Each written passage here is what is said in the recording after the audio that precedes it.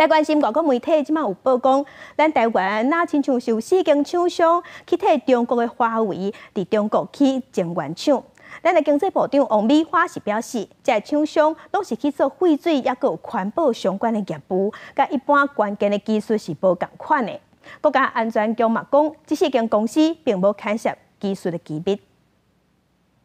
We're confident in the export controls that we have in place that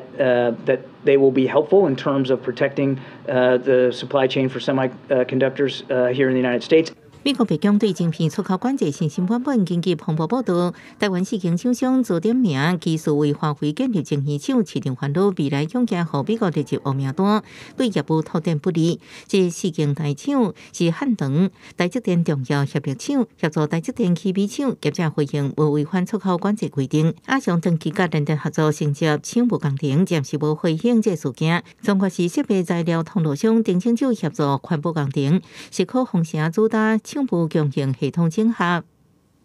这些的厂商我们初步的了解哈，那目前他们都是在做建厂工程比较低阶的这种废水啦或者环保的工程等等，跟我们界定的这个关键技术是不太一样。主要从事的是涉及到科技厂商的厂房的新建，没错没错，特别是涉及到无尘室、环保以及机电工程，所以没有涉及到科技管制出口的项目。